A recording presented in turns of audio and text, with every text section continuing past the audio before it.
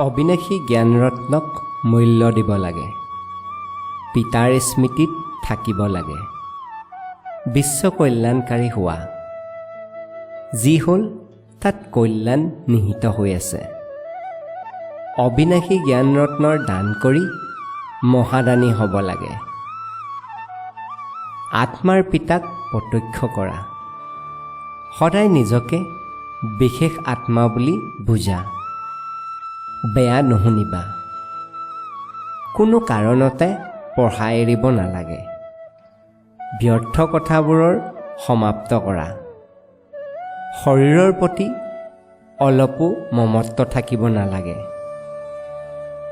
সঁচা বৈষ্ণৱ অৰ্থাৎ পবিত্ৰ হ'ব লাগে। সহযোগৰ হাত আগবঢ়োৱা। কৰ্মৰ গতিক জানি লোৱা। বিচাৰ সাগৰ মন্থন কৰা। পুৰুষাৰ্থ কৰি মায়াজিত হ'ব লাগে। নিজৰ মনৰ বৃত্তি সদায় উত্তম শক্তিশালী কৰি তোলা। পঢ়াৰ ক্ষেত্ৰত কোনো উজুহাত নেদেখুৱাবা। জ্ঞানৰ কলহ ধাৰণ কৰা।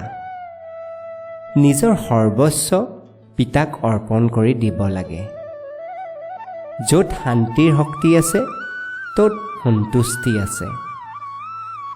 পিতাৰ স্মৃতিৰে বিকৰ্ম বিনাশ কৰিব লাগে। শ্ৰেষ্ঠ ভাগ্যশালী আত্মা হোৱা।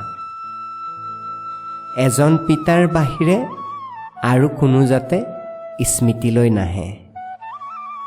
সকলোকে সুখ দিব লাগে। শ্ৰেষ্ঠ কৰ্মৰ হিচাপ বৃদ্ধি কৰা। পঢ়াই হৈছে আনন্দিত হোৱা আৰু পদৰ আধাৰ। সন্তুষ্টতাৰ আসনত বহা। নিজৰ মহানতা আৰু মহিমাক জনাৰ চেষ্টা কৰা। নিজক বিশ্ব সেৱাৰ প্ৰতি অৰ্পিত কৰা।